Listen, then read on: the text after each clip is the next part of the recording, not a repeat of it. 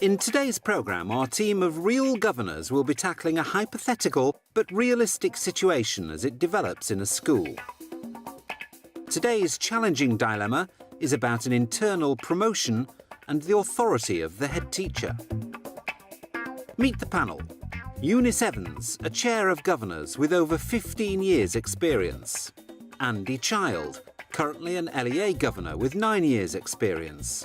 And Jim Jones, a foundation and former parent governor with 12 years' experience, including 3 as chair. Assessing the governor's performance is Paul McGann, an education officer with 15 years of experience supporting and training governors and troubleshooting problems in schools. It's time to discover just how our panel will handle the challenge. A head teacher advertises internally for the post of Gifted and Talented Coordinator. The post attracts a management allowance and 2 candidates apply. After interviewing both, the head appoints the less experienced member of staff. Many other teachers at the school are amazed at the choice. The more qualified teacher who failed to get the job complains to the governors. I mean, the first thing that struck me was why is the head interviewing on his own? Yes, that as well. Yes. Because if there's another person there, at least There's a balance. that's a balance. Yeah. You know, if you like, the head would have to account to the other interviewers as well, right? It's his decision. But there'd be a reason to say, well, I want to appoint this person because. So he's already explained himself, and it would seem a more just and open, transparent process. But I thought if the head teacher felt it was not appropriate to have another teacher or staff member there, they could have pulled in a governor.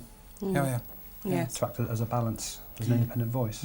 Doesn't say how many management points the post attracted, and quite often it would be governors would become involved in maybe +4. You know, there needs to be a policy at which point, A, do you interview with someone else, and I would say everything, really, always, never interview on your own. And how useful are governors? It is rarely, if ever, good practice for head teachers to interview candidates by themselves. But it's not necessary for governors to take part in every interview in order to have an influence over the way in which appointments are made. They can have a policy which says that no single person can interview, and they can decide that individual governors should take part in interviews for certain grades of posts. The panel debate a suitable response to the complaint. I mean, it could be that what he's looking for is potential and personal attributes that are outside formal qualification.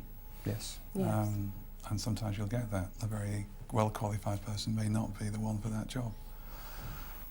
But it's the same point. How, should he account? And if he should account for what he's done, to whom? And I would guess it would be to us. So I'd like to have the head teacher explain the process that he employed and what, if any, feedback he gave to the teacher who didn't succeed.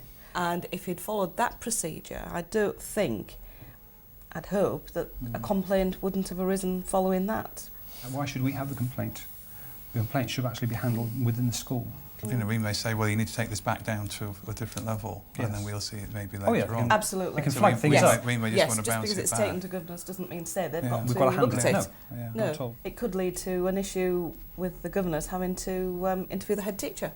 Yeah, we don't want to be in a compromised situation here. It's therefore back to the head saying, take this forward, please. Governing bodies need to consider what to do when there's a complaint about the behaviour of the head teacher. It's inappropriate for any actions of the head teacher to be investigated by members of staff at the school, and therefore the responsibility for looking into these concerns does rest with the governing body, perhaps with the assistance of the local education authority. As the governors look into the promotion, one teacher governor reluctantly brings to the attention of the chair that the head has been spending a lot of time with the promoted teacher outside of school hours. The chair decides to contact the head and raise the issue. He admits he and the promoted teacher are good friends and that they've been spending some time together socially, but he insists this did not affect his decision to promote. The head is furious with the teacher governor for raising it, and he's angry that his private life and his decisions are being questioned by his staff. The teacher governor is worried about whether she's done the right thing in coming forward with the information. What a stupid head teacher. Oh dear, do you know, I just despair sometimes. It seems the most blatant cock-up, really. Oh. Yeah. Smacks of Complete Absolutely. error of judgment. Oh, to interview by himself and for it to be known about the friendship, innocent as it may be. They look very happy together on the film. I think it's more than we think. They looked extremely happy together. Did I'm seriously worried about that. I think as a manager of people, Head should have been fully aware that this situation would evolve. Yes, yes. It's amazing that he didn't And that he should have consider built that. in controls and checks and balances within the recruitment process to ensure it was fair and open to all. Yeah. And brought in other people, as we said before, and who sat on the panel. So favouritism wasn't there. No. Maybe our policy wasn't followed. Maybe this appointment by a single interview by one person actually went against what we'd said should be the process for appointing. So we may actually have, a grievance against the head. I mean, it's one of those things that governing bodies hope never ever happens. Yes. That we're now in conflict Capability. with Yes. what the head has done. If we So take if he that- has gone against our procedures, then it could be disciplinary. This is where we look for advice. we do straight from the straight Yes, from the LEA. straight to the LEA. Yeah, look, ASAP. what do we do about this? Where do we stand? But that's just one possibility. Or it may be the policy that we've got is wrong about appointments, and that the actual problem stems from our own lack of awareness. Our panel are rightly beginning to recognise this as an issue about the confidence in the head teacher's judgment. It's important that the whole governing body do not get involved in the details of this, as they may be required to make decisions later on. But here's an opportunity for the Chair of Governors to meet with the head teacher, either to reassure himself that a proper process has taken place, or to begin to plan what to do if there's been a breach of procedures.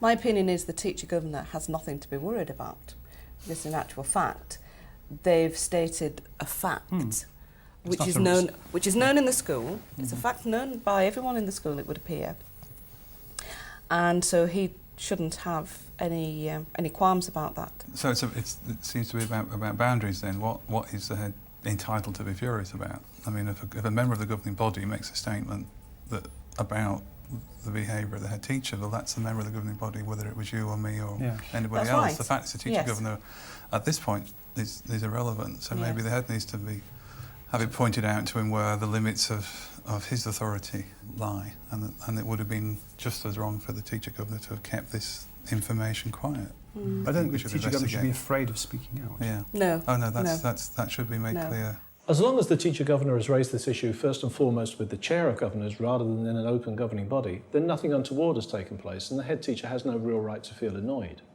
It's very important that teacher governors are able to feel that they can play a full and complete role on the governing body in the same way as any other individual governors. And it's up to the governing body to ensure that a climate exists where this can take place and that teachers can feel free to raise issues without fear of retribution within the school.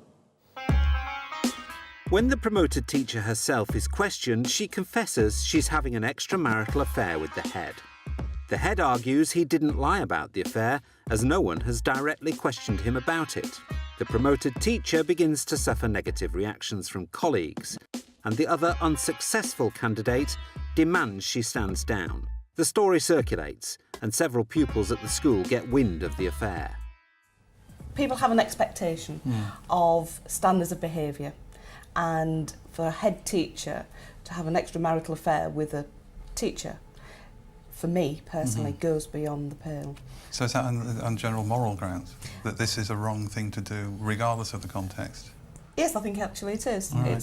It's my belief, but also sometimes you have to, if you're in a position, you have to understand what goes with the territory.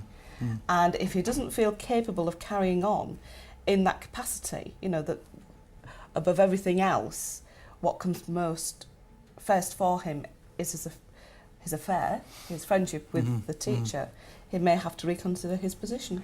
People in a senior position are role models, and a head teacher in the school is a role model not only to staff but also to the students. And has to understand that and respect it.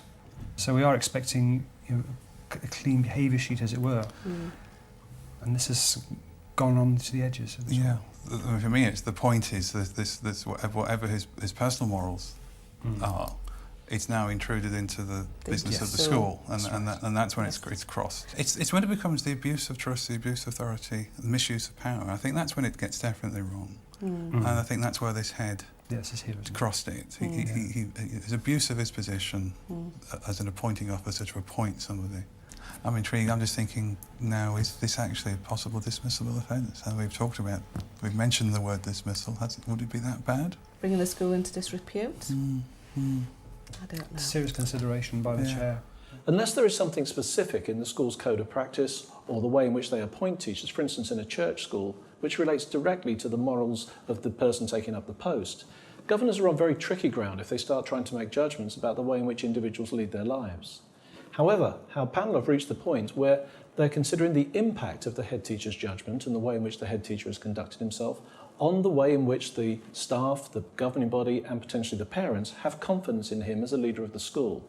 On this issue, it's right that the governing body begin to make some judgments, but they need to restrict it to the impact of the head teacher's actions rather than the root cause. If it can be determined through an appropriate investigation that the head teacher has acted in such a way that that confidence has been damaged and could have acted in a different way which wouldn't have led to that outcome, then it would be appropriate for the governing body to consider disciplinary action against the head teacher at this point.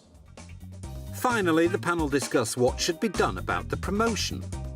The promoted teacher is suffering now. Her colleagues are turning against her. Apart from, so that needs to be addressed, but the whole issue around whether she should have got the job Yeah, was it a sound is appointment? now, and I would say this latest information that we've got and this admission of an extramural to the firm throws the whole thing open. I would say it's on the face of it, it's invalid. That this appointment just must be overturned. But what can the governors overturn that appointment?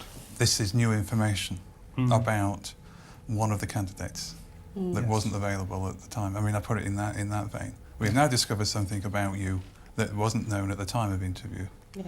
So, sorry, appointment squashed. Back to square one. It's going to be re-advertised. The governing body will need to seek legal advice at this point, and the precise nature of the advice they want is, does the admission by the teacher now strike at the very heart of the contract they may have issued between the governing body and her as to the future appointment? If it does, then the governing body will be quite entitled to rescind the appointment and run the whole process again.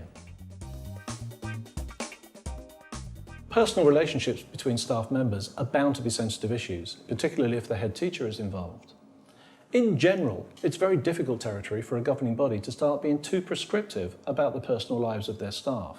However, it must be remembered that particularly head teachers and other senior staff have a responsibility to conduct themselves in such a way that they maintain the trust and integrity of the school population. And it's where this is threatened that governors may feel the need to take action.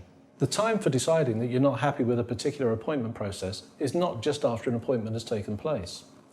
If the governing body have a particular view on how appointments should be made within the school, including internal promotions, and how they should be conducted and what involvement governors should have, now's the time to review your policy to make sure that it says exactly what you want it to say. And finally, things occur from time to time in a school which might disrupt the school community. Individuals may come and go, but the governing body as an entity is continuous. There's a role to play for the governing body in ensuring that things are adequately dealt with and then getting the school back to normal as soon as possible afterwards.